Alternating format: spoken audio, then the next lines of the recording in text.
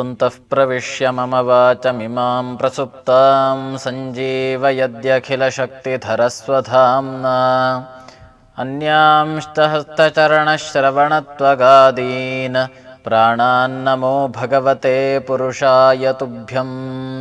ಭವತಿ ಯದನುಭಾವಾದೇಡಮೂಕೋऽಪಿ ವಾಗ್ಮೀ ಜಡಮತಿರಪಿ ಜಂತುಃ ಜಾಯತೆ ಪ್ರಾಜ್ಞಮೌಲಿಃ. ಸಕಲವಚನಚೇತೋ ದೇವತಾ ಭಾರತೀ ಸಾ ಮಮ ವಚಸಿ ನಿಧತ್ತಾಂ ಸನ್ನಿಧಿಂ ಮಾನಸೇ ಚ. ಯಾ ದೇವಿ ಸರ್ವಭೂತೇಷು ಮಾತ್ರರೂಪೇಣ ಸಂಸ್ಥಿತಾ ನಮಸ್ತಸ್ಯೈ ನಮಸ್ತಸ್ಯೈ ನಮಸ್ತಸ್ಯೈ ನಮೋ ನಮಃ. ಶ್ರೀ ಗುರುಭ್ಯೋ ನಮಃ. ಹರಿ ಓಂ. ಅಭಿಮತ ವಾಹಿನಿಯ ಸಮಸ್ತ ವೀಕ್ಷಕರಿಗೆ ನವರಾತ್ರಿ ಪರ್ವಕಾಲದ ಶುಭ ಆಶಂಸನೆಗಳನ್ನು ಹೇಳುತ್ತಾ, ಶರತ್ಕಾಲೆ ವಿಶೇಷವಾಗಿ ವಿಹಿತವಾಗಿರುವಂತಹ ದೇವಿಯ ಆರಾಧನೆ ಏನಿದೆ, ಇದು ಪುಣ್ಯಕರವಾಗಿರುವಂತಹ ಒಂದು ವಿಚಾರ. ಈ ನವರಾತ್ರಿ ದಿನಗಳಲ್ಲಿ ದೇವಿಯ 9 ರೂಪಗಳನ್ನು ವಿಶೇಷವಾಗಿ ಆರಾಧನೆ ಮಾಡುವಂಥದ್ದು. ಅದೇ ರೀತಿಯಾಗಿ ದಶಮಿಯಂದು ವಿಶೇಷವಾಗಿ ಜಯಯೋಗದಿಂದ ಕೂಡಿರುವಂತಹ ದಶಮಿ. ಇಂತಹ ದಶಮಿಯಂದು ದುರ್ಗೆಯನ್ನು ಆರಾಧನೆ ಮಾಡ್ತಾ ನಮ್ಮ ಇಷ್ಟವನ್ನು ನಾವು ಪಡೆಯುತ್ತೇವೆ.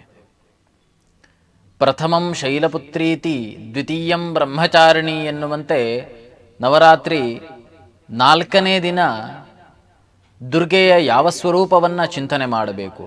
ಸದಾ ಭಕ್ತರನ್ನು ಆಕೆ ಕೋಟೆಯಂತೆ ಕಾಯುತ್ತಾ ಅಭಯವನ್ನು ಕೂಡ ನೀಡುತ್ತಾ ಜಗತ್ತಿಗೆ ಸನ್ಮಂಗಲವನ್ನು ಉಂಟು ಮಾಡುವಂತಹ ಜಗನ್ಮಾತೆ ಆಕೆಯ ನಾನಾ ಸ್ವರೂಪಗಳೆನ್ನುವಂಥವೆ.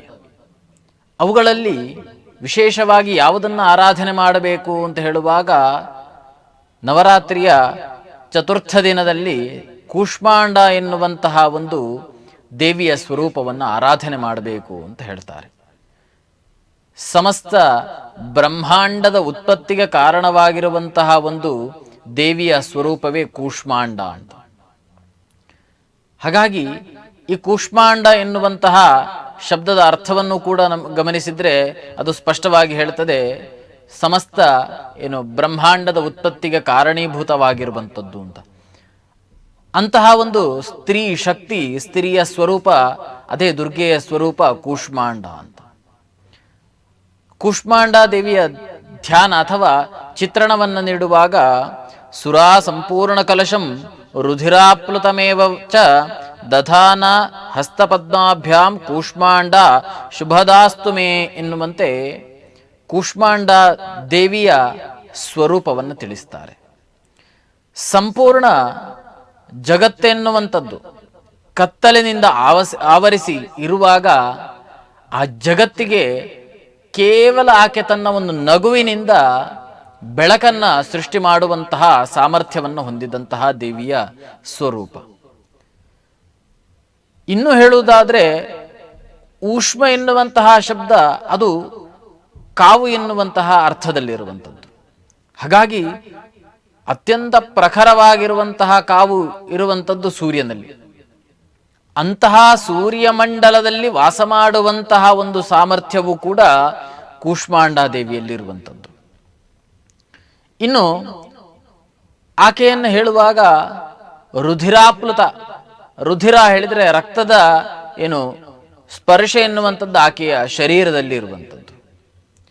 ಅದೇ ರೀತಿಯಾಗಿ ಸುರಾ ಸಂಪೂರ್ಣ ಕಲಶಂ, ಕೈಯಲ್ಲಿ ಅಮೃತ ಕಲಶವನ್ನು ಹಿಡಿದಿರುವಂತಹ ಅಷ್ಟ ಭುಜದಲ್ಲಿ ಈಕೆಯನ್ನು ಚಿಂತನೆ ಮಾಡ್ತಾರೆ. ದೇವಿಯ ವಿಶೇಷವಾಗಿ ಚಿಂತನೆ ಮಾಡುವಾಗ ದ್ವಿಭುಜದಿಂದ ಸಹಸ್ರ ಭುಜದ ತನಕ ದೇವಿಯ ಚಿಂತನೆಯನ್ನು ನಾವು ಮಾಡ್ತೇವೆ. ನಮ್ಮ ಅಭೀಷ್ಟಗಳೇನಿದೆ ಅಥವಾ ಶತ್ರು ನಿಗ್ರಹ ಇತ್ಯಾದಿಗಳೆನ್ನುವಂಥದ್ದು ಏನಿದೆ, ಯಾವ ರೀತಿ ಬಲಿಷ್ಠವಾಗಿದೆ ಎನ್ನುವುದನ್ನು ನೋಡಿಕೊಂಡು ಅದರಿಂದ ವಿಶೇಷವಾಗಿ ದೇವಿಯ ಚಿಂತನೆಯನ್ನು ಮಾಡ್ತಾ ಹೋಗಬೇಕು. ಹಾಗಾಗಿ ದುರ್ಗಾ ಚಿಂತನೆಯಲ್ಲಿ ಕೂಷ್ಮಾಂಡ ಎನ್ನುವಂತಹ ಒಂದು ದೇವಿಯ ಸ್ವರೂಪ ಹೇಳುವಾಗ ಬ್ರಹ್ಮಾಂಡದ ಉತ್ಪತ್ತಿಗೆ ಕಾರಣೀಭೂತವಾಗಿರುವಂತಹ ಒಂದು ಶಕ್ತಿ, ಅಷ್ಟಭುಜಗಳಲ್ಲಿ ಕಮಂಡಲು, ಬಿಲ್ಲು, ಬಾಣ, ಕಮಲ ಪುಷ್ಪ, ಅದೇ ರೀತಿಯಾಗಿ ಅಮೃತ ಕಲಶ, ಚಕ್ರ, ಗದೆ, ಅದರ ಜೊತೆಗೆ ಜಪಮಾಲೆಯನ್ನ ಹಿಡಿದಿರುವಂತಹ ಒಂದು ಸ್ವರೂಪ. ಅಂತೆಯೇ ಸಿಂಹವಾಗಿನಿಯಾಗಿರುವಂತಹ ಆಕೆ ಜಗತ್ತಿಗೆ ಮಂಗಲವನ್ನು ಉಂಟು ಮಾಡ್ತಾಳೆ. ಇನ್ನು ಹೇಳುವುದಂತಾದ್ರೆ ಕೂಷ್ಮಾಂಡ ಎನ್ನುವಂತಹ, ನಾವು ಹೇಳುವಾಗ ಕುಂಬಳಕಾಯಿ ಎನ್ನುವಂಥದ್ದು ಏನು ಹೇಳ್ತೇವೆ, ಇದನ್ನು ವಿಶೇಷವಾಗಿ ಬಲಿಗಳಲ್ಲಿ ನಾವು ಬಳಸ್ತೇವೆ. ಅಂತಹ ಬಲಿಪ್ರಿಯಳಾಗಿರುವಂಥವಳು ಕೂಷ್ಮಾಂಡ ಅಂತ ಹೇಳ್ತಾರೆ. ಅದೇ ರೀತಿಯಾಗಿ ಶರೀರಕ್ಕೆ ಬರುವಂತಹ ರೋಗಗಳಿರಬಹುದು, ಶೋಕಗಳಿರಬಹುದು, ನಷ್ಟಗಳಿರಬಹುದು, ಎಲ್ಲವೂ ಕೂಡ ವಿಶೇಷವಾಗಿ ಪರಿಹಾರ ಆಗಬೇಕು ಅಂತಾದರೆ ಕೂಷ್ಮಾಂಡಾದೇವಿಯ ಒಂದು ಸ್ವರೂಪವನ್ನು ಚಿಂತನೆ ಮಾಡಬೇಕು. ಇದರಿಂದಾಗಿ ನಮಗೆ ಬರುವಂತಹ ವಿಘ್ನಗಳು ಇರಬಹುದು ಅಥವಾ ಇನ್ನಿತರ ಕಷ್ಟಗಳಿರಬಹುದು, ಎಲ್ಲವೂ ಕೂಡ ವಿಶೇಷವಾಗಿ ಪರಿಹಾರ ಆಗ್ತದೆ. ಈ ನವರಾತ್ರಿ ಸಂದರ್ಭದ ಚತುರ್ಥ ದಿನದಲ್ಲಿ ವಿಶೇಷವಾಗಿ ಆರಾಧಿಸಲ್ಪಡುವಂತಹ ಒಂದು ರೂಪವೇ ಕೂಷ್ಮಾಂಡ ಸ್ವರೂಪ. ಹಾಗಾಗಿ ದೇವಿಯ, ದುರ್ಗೆಯ ಹಲವಾರು ಚಿತ್ರಣಗಳನ್ನು ನೋಡ್ತಾ, ಹಾಗಿದ್ರೆ ನಿತ್ಯೈವ ಸಹ ಜಗನ್ಮೂರ್ತಿ ಅಂತ ಹೇಳ್ತಾರೆ ದುರ್ಗೆಗೆ. ನಿತ್ಯೈವ ಸಹ ಜಗನ್ಮೂರ್ತಿ ಅಂತ ಹೇಳುವಾಗ ನಿತ್ಯವಾಗಿರುವಂತಹ ಒಂದು ಸ್ವರೂಪ. ಆದರೆ ಆಕೆ ಬಂದ್ಲಲ್ವಾ, ಹುಟ್ಟಿದ್ಲಲ್ವ, ಈ ರೀತಿಯಾಗಿ ಚಿಂತನೆ ಮಾಡ್ತೇವೆ. ಆದರೆ ಆವಿರ್ಭಾವ ಎನ್ನುವಂಥದ್ದು ವಿಶೇಷವಾಗಿರುವಂಥದ್ದು. ನಿತ್ಯ ಅಂತ ಹೇಳಿದ್ರೆ ಯಾವಾಗಲೂ ಆಕೆ ಇರ್ತಾಳೆ. ತನಗೆ ಬೇಕಾದಾಗ ಬೇಕಾದ ರೂಪವನ್ನು ಧರಿಸುವಂತಹ ಸಾಮರ್ಥ್ಯ ಆಕೆಯಲ್ಲಿರ್ತದೆ. ನಾವು ವಿಶೇಷವಾಗಿ ಮಾರ್ಕಂಡೇಯ ಪುರಾಣದಲ್ಲಿ ಆರಂಭದಲ್ಲಿ ಸುರಥ ಮತ್ತೆ ಸಮಾಧಿ ಎನ್ನುವಂತಹ ರಾಜ ವೈಶ್ಯರ ನಡುವೆ ಏನು ಒಂದು ಮೇಲನಾಗಿ ಅವರು ಸುಮೇಧಸ್ ಎನ್ನುವಂತಹ ಮಹರ್ಷಿಗಳ ಆಶ್ರಮಕ್ಕೆ ಬರ್ತಾರೆ ಇತ್ಯಾದಿಗಳನ್ನು ನಾವು ಚಿಂತನೆ ಮಾಡಿದ್ದೇವೆ. ಅಲ್ಲಿಯೂ ಕೂಡ ವಿಶೇಷವಾಗಿ ದೇವಿಯ ಚಿಂತನೆಯನ್ನ ಮಾಡುವಾಗ ಆಕೆಯನ್ನು ಹೇಳುವಂಥದ್ದು ನೃಣಾಂ ಭವತಿ ಮುಕ್ತಯೇ. ಮನುಷ್ಯರನ್ನ ಹಲವಾರು ವಿಷಯಗಳು ಮೋಹಗೊಳ್ಳುವಂತೆ ಮಾಡುತ್ತದೆ. ಕಾಮ, ಕ್ರೋಧ, ಲೋಭ, ಮೋಹ, ಈ ರೀತಿಯಾಗಿ ಹಲವಾರು ವಿಷಯಗಳು ನಮ್ಮ ಮನಸ್ಸನ್ನ ಇನ್ನೊಂದು ಕಡೆ ಎಳೆದುಕೊಂಡು ಹೋಗ್ತವೆ. ಇದೆಲ್ಲವನ್ನ ದಾಟಬೇಕು ಅಂತ ಹೇಳಿದ್ರೆ ವಿಶೇಷವಾಗಿ ಏಕಾಗ್ರ ಚಿತ್ತತೆಯನ್ನ ಪಡಿಬೇಕು ಅಂತ ಆದ್ರೆ ಆ ದುರ್ಗೆಯನ್ನ ಆರಾಧನೆ ಮಾಡಬೇಕು. ಆ ದುರ್ಗೆಯನ್ನ ಆರಾಧನೆ ಮಾಡಬೇಕು ಅಂತ ಹೇಳುವಾಗ ಸುಮೇಧಸ್ ಎನ್ನುವಂತಹ ಮಹರ್ಷಿಗಳು ಕೂಡ ಹೇಳುವಂಥದ್ದು ಸುರಥ ಮತ್ತೆ ಸಮಾಧಿಗೆ ದೇವಿ ಮಾಹಾತ್ಮ್ಯವನ್ನು ಕೇಳಬೇಕು ಅಂತ. ಆ ದೇವಿ ಮಾಹಾತ್ಮೆಯನ್ನ ಕೇಳುವುದರಿಂದ ಏನಾಗ್ತದೆ ಕೇಳಿದ್ರೆ, ಸುರಥ ಒಂದು ಪ್ರದೇಶದ ರಾಜನಾಗಿದ್ದ, ಚೈತ್ರ ವಂಶದಲ್ಲಿ ಬಂದಿರುವಂತಹ.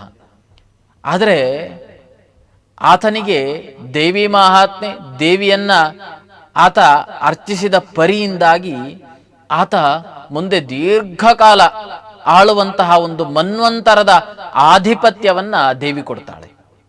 ಹಾಗಾಗಿ ಕರುಣಾಮಯಿಯಾಗಿರುವಂತಹ ಜಗನ್ಮಾತೆಯನ್ನ ಅನ್ಯಥಾ ಶರಣನ್ನಾಸ್ತಿ ಎನ್ನುವಂತಹ ಭಾವನೆಯಿಂದ ಯಾರು ಆರಾಧನೆ ಮಾಡ್ತಾರೋ ಅವರಿಗೆ ನಿಶ್ಚಯವಾಗಿ ಫಲವನ್ನು ಕೊಡ್ತಾರೆ. ವಸ್ತುತಃ ಆತ ಕಷ್ಟಪಟ್ಟದ್ದು, ಅದೇ ರೀತಿಯಾಗಿ ದುರ್ಗೆಯನ್ನು ಧ್ಯಾನ ಮಾಡಿದ್ದು ಯಾವುದೋ ಒಂದು ಕಾಲಘಟ್ಟದಲ್ಲಿ, ಫಲ ಎನ್ನುವಂಥದ್ದು ಪಡೆದದ್ದು ಕೋಟಿ ವರ್ಷಗಳ ನಂತರ. ನಮ್ಮ ಮನಸ್ಸಲ್ಲಿ ಒಂದಿದೆ, ದೇವರನ್ನ ಯಾವುದಾದ್ರೊಂದು ಪ್ರಾಯಶ್ಚಿತ್ತವನ್ನ ಮಾಡುವಾಗ ಅದಕ್ಕೆ ತತ್ಕ್ಷಣದಲ್ಲಿ ಫಲ ಎನ್ನುವಂಥದ್ದು ಬರಬೇಕು ಅಂತ. ವಸ್ತುತಃ ಹಾಗೆ ಅಂತ ಇಲ್ಲ. ಆಕೆ ಸುರಥನಿಗೆ ಕೋಟಿ ವರ್ಷಗಳ ನಂತರ ಮನ್ವಂತರವನ್ನ ಆಳುವಂತಹ ಒಂದು ಯೋಗವನ್ನ ಕೊಡ್ತಾಳೆ. ಹಾಗಾಗಿ ಈ ಕಥೆಗಳು ಅಥವಾ ಈ ಪುರಾಣಗಳ ಚಿಂತನೆಯನ್ನ ಮಾಡುವಾಗ ನಾವು ಕೂಡ ಇದರಿಂದ ಪಾಠವನ್ನ ಕಲಿಬೇಕು. ಇದರ ಜೊತೆಗೆ ವಿಶೇಷವಾಗಿ ಹೇಳುವಾಗ ನಿತ್ಯೈವ ಸಹ ಜಗನ್ಮೂರ್ತಿ ಎನ್ನುವಂತೆ ಆಕೆ ಆವಿರ್ಭಾವವನ್ನು ಹೊಂದುತ್ತಾಳೆ. ಸದಾ ನಿತ್ಯವಾಗಿರುವಂತಹ ಒಂದು ಸ್ವರೂಪ ಅದು ದುರ್ಗೆಯ ಸ್ವರೂಪ. ಇನ್ನು ಹೇಳುವುದು ಅಂತಾದ್ರೆ ದೇವಾನಾಂ ಕಾರ್ಯಸಿದ್ಧ್ಯರ್ಥಂ ಆವಿರ್ಭವತಿ ಸಾಯದ ಎನ್ನುವಂತೆ ದೇವತೆಗಳು ತಮಗೆ ಕಷ್ಟ ಎನ್ನುವಂಥದ್ದು ಬಂತು ಅಂತಾದಾಗ ವಿಶೇಷವಾಗಿ ದೇವರನ್ನ ಕುರಿತು ಆರಾಧನೆ ಮಾಡ್ತಾರೆ.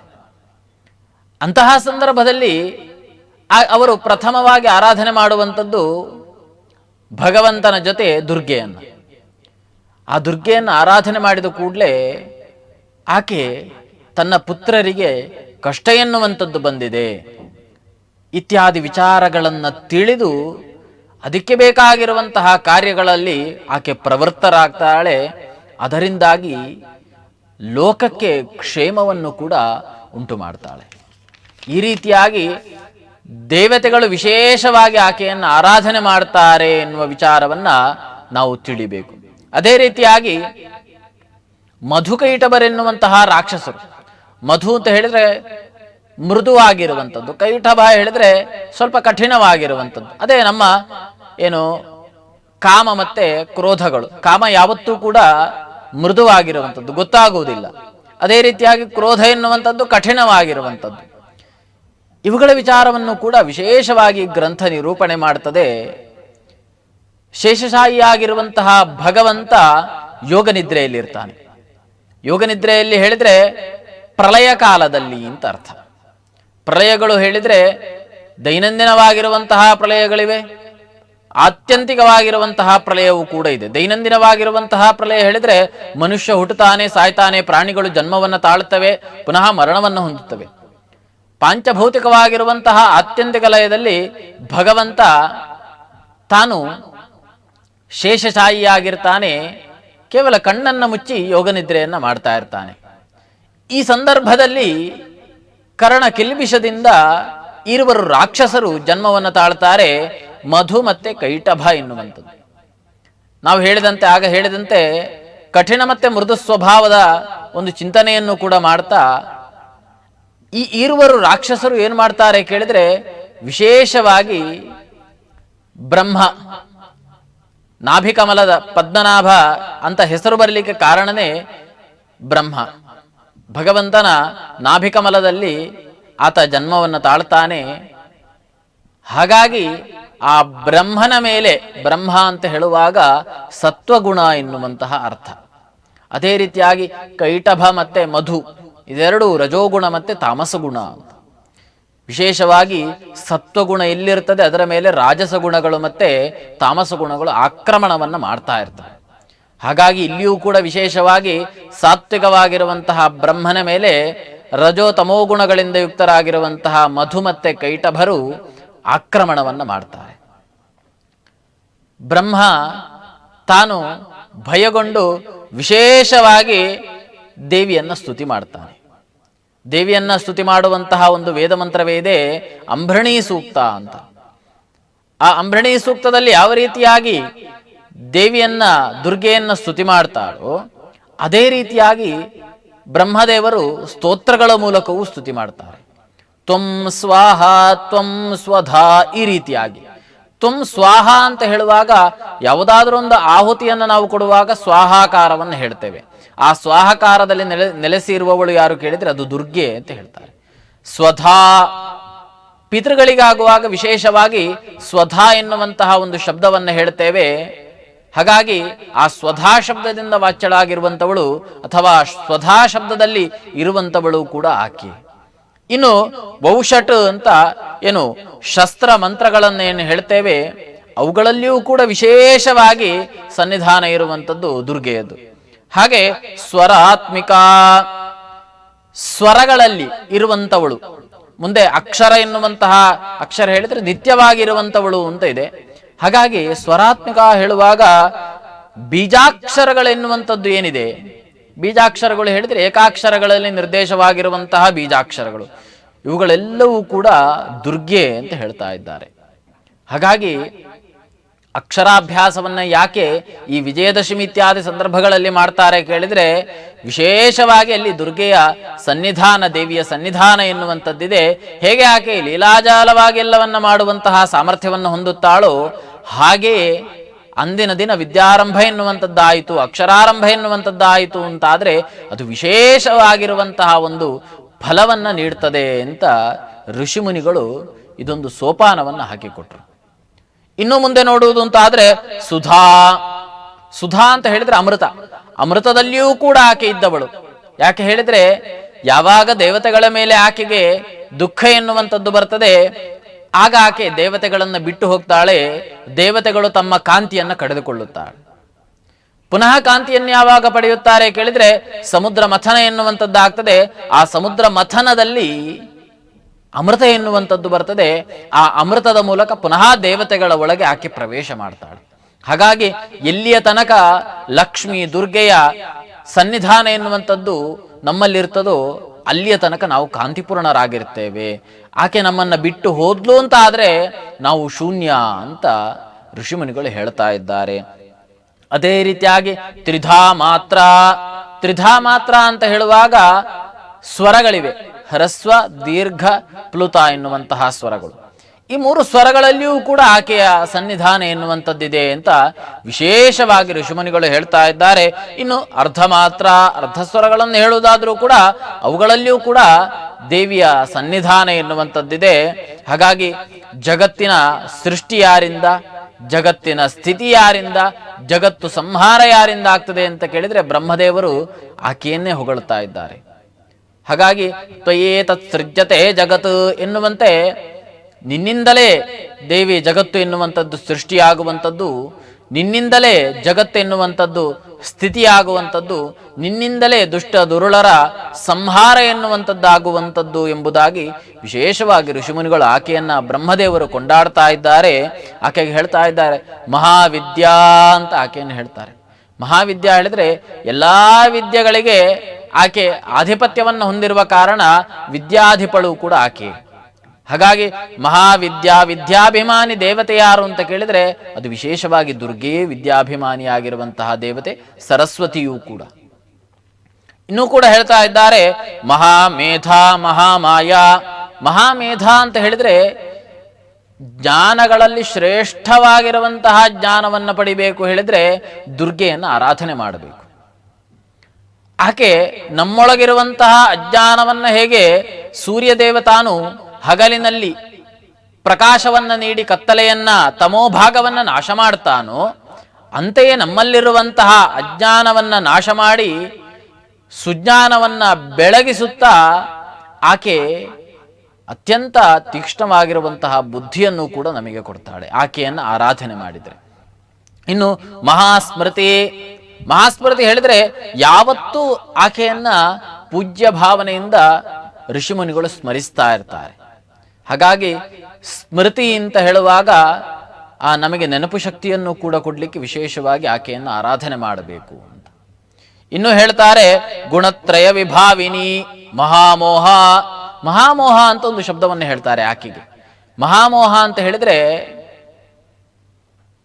ಮಹತ್ತರವಾಗಿರುವಂತಹ ಮೋಹವನ್ನ ಮಾಡುವವಳು. ಯಾರಿಗೆ? ದುಷ್ಟರಿಗೆ. ಅಂದ್ರೆ ಮೋಹ ವೈಚಿತ್ಯೆ ಅಂತ ಅದರ ಅರ್ಥ.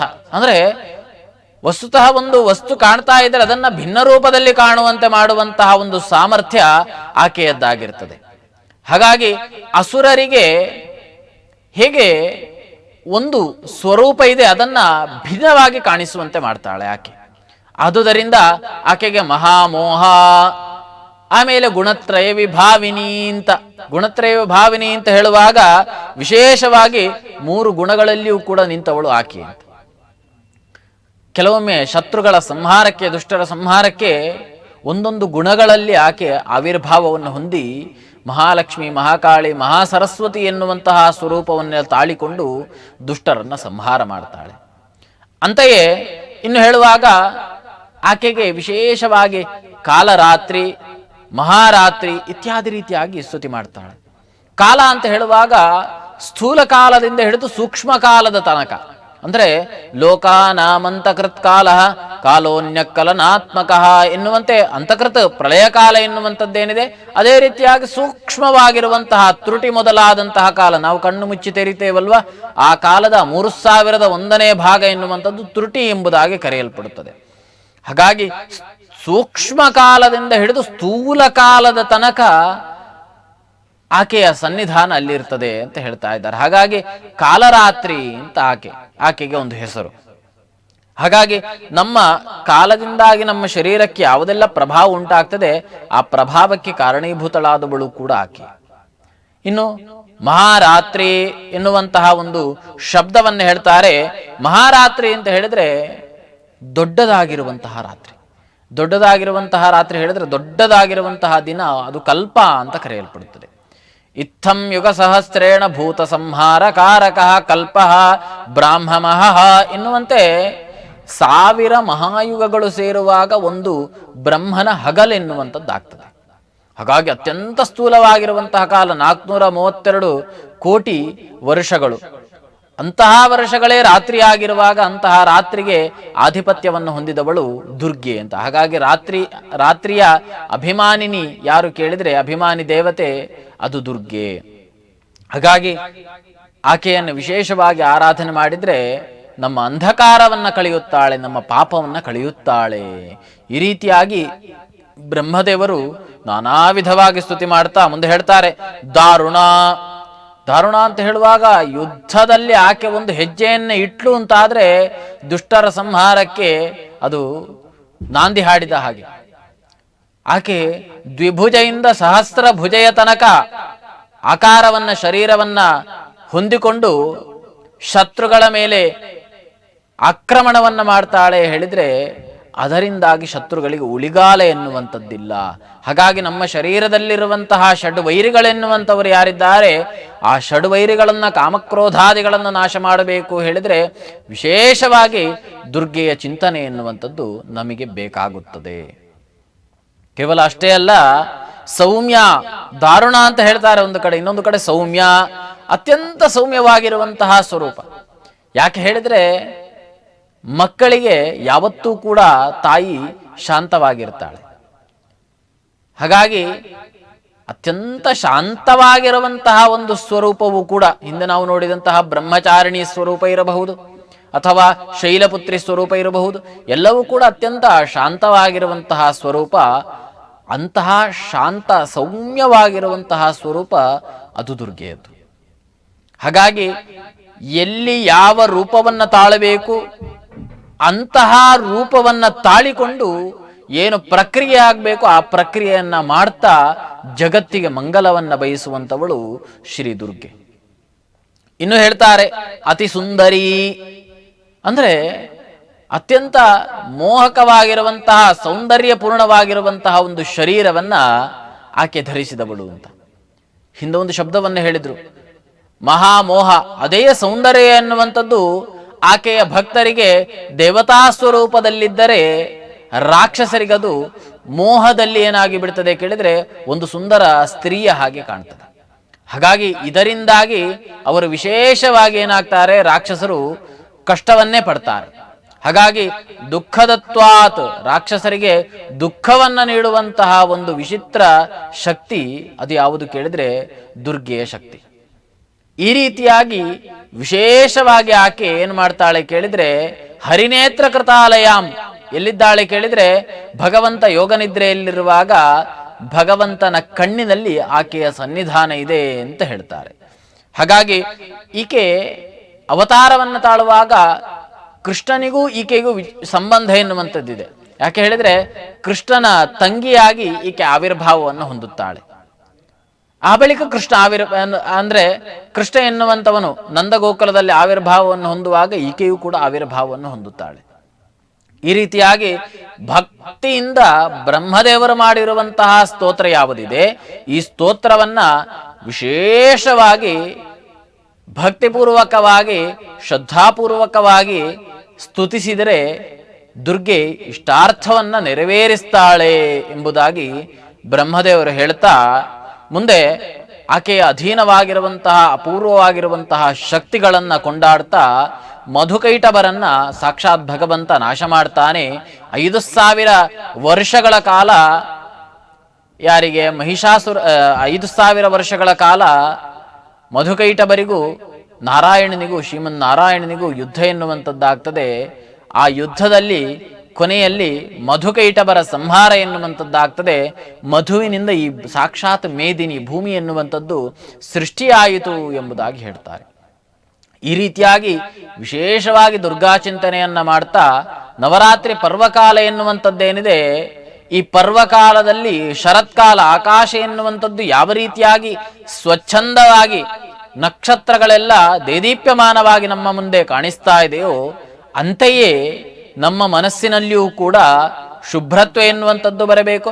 ಆ ಶುಭ್ರತ್ವದಿಂದ ದೇವಿಯನ್ನ ಸದಾ ಧ್ಯಾನಿಸುವಂತಹ ಒಂದು ಶಕ್ತಿ ನಮಗೆ ಬರಬೇಕು ಅಂತ ಹೇಳ್ತಾ ಶ್ರೀಕೃಷ್ಣ ಅರ್ಪಣಮಸ್ತು.